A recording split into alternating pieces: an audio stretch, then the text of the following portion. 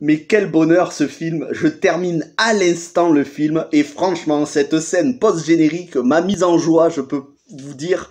Franchement, je vais vous en parler dans une partie avec spoilers, mais tout d'abord la partie sans spoilers de Tom Clancy's Without Remorse, sans aucun remords.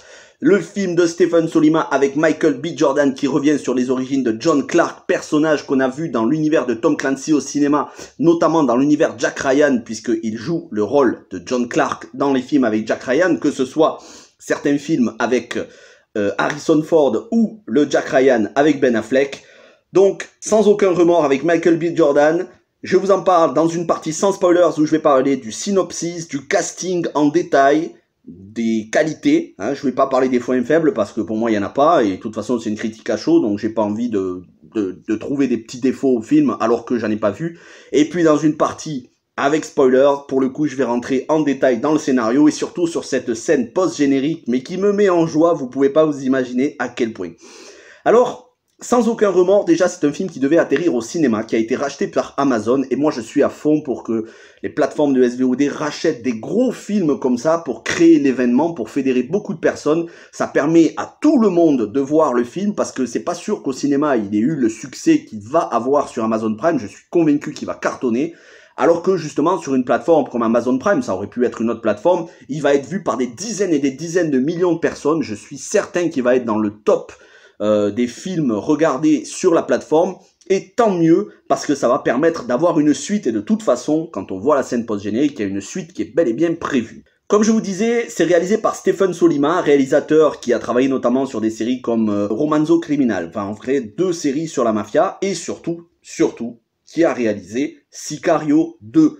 Donc quelqu'un qui s'y connaît dans les films d'action, dans les polars, et sur un scénario de ce qui est pour moi un des meilleurs scénaristes de ces 10 dernières années, Taylor Sheridan, acteur, scénariste, réalisateur. Acteur, on a pu le voir dans la série Sons of Anarchy, où il faisait un rôle durant les 3 premières saisons, le rôle du shérif adjoint, mais c'est surtout un scénariste brillant. Réalisateur de Wind River, qu'il a écrit, avec Elizabeth Olsen et Jeremy Renner, scénariste de Sicario 1 et 2, et scénariste de Comancheria, excellent film avec Chris Pine et Jeff Bridges que je vous recommande, pas assez connu notamment, mais c'est dommage parce qu'il est vraiment un très très bon film, et showrunner de la série western avec, comment il s'appelle, Kevin Costner, Yellowstone.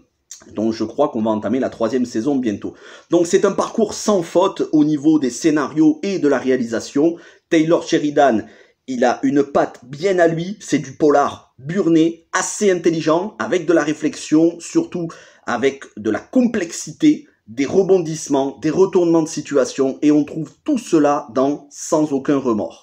L'interprétation, Michael B. Jordan en très très grande forme. En même temps, Michael B. Jordan, c'est un excellent acteur, que ce soit dans Black Panther ou dans les Creed 1 et 2, qui pour moi sont parmi les meilleurs films de la saga Rocky. Mais voilà, là, dans le film, il est tellement convaincant. J'espère vraiment qu'il va pas y avoir de polémique sur la couleur de peau, parce que le personnage de John Kelly, enfin, John Clark, normalement, il est blanc. J'espère qu'il va pas y avoir de polémique parce que ce serait tellement n'importe quoi. Il faut kiffer, il faut vraiment kiffer ce film. Et puis Michael B. Jordan, le mec n'a pas un pet de gras.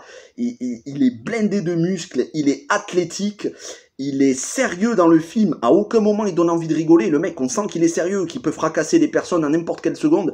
Vraiment, grande admiration pour Michael B. Jordan qui sait jouer tous les rôles. Il est accompagné de Jodie Turner-Smith, qu'on a pu voir dans Queen and Slim. Moi, je n'ai pas vu le film. Et je crois qu'on l'a vu dans une autre série, mais je sais plus. Et surtout, Jamie Bell, qu'on connaît pour Billy Elliot, il y a longtemps maintenant. Et puis qu'on a connu en motion capture sur le Tintin de Spielberg. Et Jumper avec Hayden Christensen, ou encore la série qui avait été diffusée, il me semble, sur AMC, si je dis pas de bêtises, qui s'appelait Turn. C'était une série d'espionnage, mais une série d'espionnage, je crois, qui se passait pas à notre siècle ou au siècle dernier. Bref, Jamie Bell, c'est un excellent acteur. Voilà pour ce qui est du casting. Tout est bien évidemment composé, pour ce qui est du reste du casting, par Guy Pearce. Guy Pearce dans le rôle du Premier ministre ou du ministre de l'Intérieur, je ne sais plus, je crois que du Premier ministre américain. Voilà. Et Guy Pearce, bon, je le présente pas, vous le connaissez tous. Quel super film. Pourquoi? Parce que on a de la politique fiction. C'est très nuancé. Il n'y a pas les gentils d'un côté, les méchants de l'autre. Quel est le synopsis? Un SEAL team qui est envoyé en Syrie, sur le terrain, à Alep, pour sauver un otage de groupes terroristes. Ils vont être confrontés à des Russes, ils vont les tuer, des Russes, des méchants Russes, mais il va y avoir une vengeance de la part des Russes qui vont venir sur le territoire américain pour tuer les agents, donc les SEAL, qui ont participé à cette opération. Et comme ils vont en tuer certains, ils vont pas pouvoir tuer John Kelly, ils vont tuer sa femme qui est enceinte de sa fille. Évidemment, il va être fou de rage, il va vouloir se venger, mais il veut d'abord découvrir la vérité, et il sent qu'il est manipulé, à la fois par la CIA, par le gouvernement éventuellement, et il veut savoir quelles sont les implications des Russes. Et donc pour ça, il va tout faire, il va aller jusque dans certains extrêmes, il va tout faire pour secouer un petit peu la fourmilière et trouver les réponses. Et il va pas forcément trouver les réponses auxquelles il s'attendait, certaines réponses qui vont le surprendre, et je vous en dis pas plus dans la partie sans spoilers, mais c'est la naissance du personnage de John Clark. Voilà pourquoi il s'appelle John Kelly au début et John Clark à la fin du film. C'est tout simplement un reboot du personnage, une origin story. Et dans cette scène post-générique, mais ça envoie du lourd, qu'est-ce que j'ai envie de vous en parler dans la partie avec spoilers.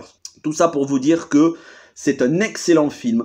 Les scènes de combat, les scènes de fusillade, elles sont calculé au millimètre près. On sent un véritable savoir-faire de la part du réalisateur, des cascadeurs. La musique m'a surprise, je ne m'attendais pas à une musique aussi excellente.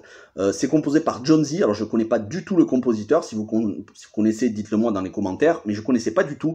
Mais la musique, qu'est-ce qu'elle est excellente, ça m'a fait penser à du Elliot Goldenthal dans Hit de Michael Mann. Vous voyez, c'est un petit peu ce même genre de musique. Ça m'a fait penser aussi à du James Newton Howard dans Collateral, si vous voyez un petit peu le style. Voilà pour ce qui est de la musique. Les acteurs sont parfaits, le scénario est très bien travaillé. Qu'est-ce que je pourrais dire de plus? Le film a de la nuance, c'est pas les gentils américains d'un côté, les méchants russes de l'autre, mais voilà, il y a des gentils et des méchants des deux côtés. Et surtout, eh bien, ça marche toujours autant en 2021, tout ce qui est guerre froide, espionnage américain, russe. Ça marche toujours aussi bien. Moi, j'aime beaucoup ça. J'aime les films sur le terrorisme, mais j'aime aussi les films sur l'espionnage russe. Et Tom Clancy est un de mes auteurs d'espionnage préférés.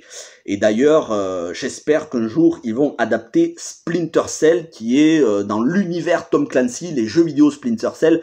Mais quand je vois ce film, je me dis que on pourrait adapter tellement de jeux vidéo d'espionnage, que ce soit Metal Gear Solid, qui de toute façon aura droit à son adaptation, que ce soit les Splinter Cell, les Siphon Filter, ou beaucoup d'autres jeux vidéo d'espionnage, quand je vois la qualité de ce film et l'écriture, je me dis que c'est tout à fait possible une adaptation, puisque là le film est une adaptation d'un roman, je me dis que ça pourrait être tout à fait possible d'adapter un jeu vidéo complexe, avec beaucoup de ramifications et de profondeur. Il n'y a aucun souci pour ça, avec des gens de talent comme Taylor Sheridan et Stephen Sollima, et des acteurs qui sont excellents comme Michael B. Jordan et Jamie Bell notamment. Voilà pour ce qui est de la partie sans spoilers, donc bien évidemment je vous recommande le film. Si je devais parler de la violence, bon, le film n'est pas tout public bien évidemment, mais on ne sombre pas dans la violence gratuite non plus. Je vais pas dire que c'est un film tout public, hein, c'est pas pour les enfants de 10 ans, mais c'est pas non plus un film voilà, interdit au moins de 12, j'irai pas jusqu'à dire que c'est un film très violent, c'est pas un film tout public non plus. Allez, sur ce, on va passer à la partie spoilers. Donc si vous n'avez pas encore vu le film, n'hésitez pas à revenir pour la partie spoilers, surtout pour cette scène post-générique. C'est parti, alerte spoiler.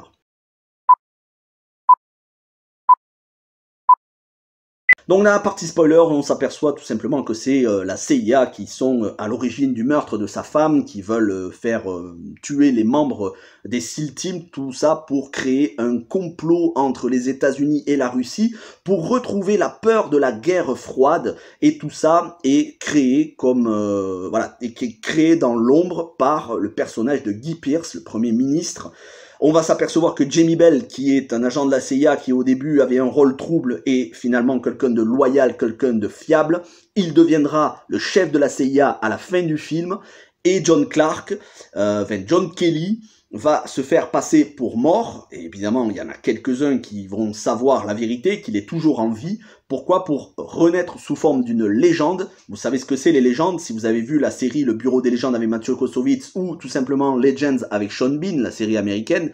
Une légende, c'est tout simplement une nouvelle identité, et sa nouvelle identité, c'est John Clark que l'on avait vu donc comme je vous disais en début de vidéo, dans les films avec Harrison Ford et dans le film La Somme de toutes les peurs avec Ben Affleck, et John Clark était interprété par Liev Schreiber. Et là pour le coup, c'est vraiment la naissance du personnage, et cette scène post-générique qui se passe 1 an après le film.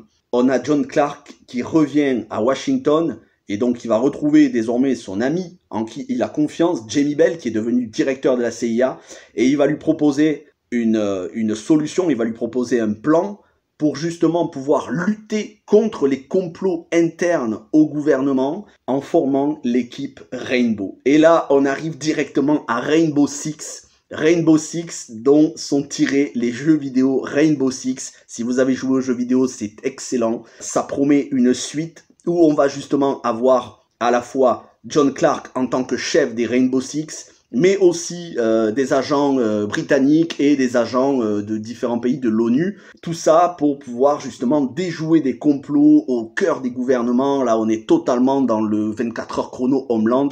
Ça va être un régal. On va avoir une adaptation, si tout va bien, hein, si le film cartonne, et il n'y a aucune raison qu'il cartonne pas, on va avoir une adaptation de Rainbow Six. Et je me réjouis d'avance parce que c'est vraiment des jeux...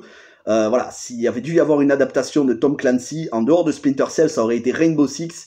Et ça nous tease tellement du bon pour la suite que, voilà, quand j'ai vu ça à la fin, je me suis dit, enfin, on risque d'avoir une adaptation de jeux vidéo de très haut niveau. En tout cas, si l'adaptation de Rainbow Six est à la hauteur de Sans aucun remords, j'ai tellement hâte de voir ça. Un régal, tout simplement. J'ai vu le film une fois, mais je vais me le regarder une deuxième fois, voire une troisième fois, c'est clair et net. Encore une fois, je le redis, hein, exceptionnel au niveau des cascades, des fusillades, de l'interprétation, un régal. On n'en a pas beaucoup des films d'espionnage comme ça, donc il faut être conscient que, voilà, il faut remercier ce genre de film, c'est une très bonne chose. Et moi, si j'ai qu'une seule chose à vous dire, bah, c'est de vous regarder tous les Jack Ryan, Danger immédiat, Jeux de guerre, La somme de toutes les peurs, ainsi que la série Jack Ryan sur Amazon Prime. D'ailleurs, coïncidence, mais voilà, il y a la série Jack Ryan sur Amazon Prime, et maintenant il y a Sans aucun remords avec le personnage de John Clark dans l'univers de Jack Ryan, lui aussi sur Amazon Prime. C'est une très bonne chose.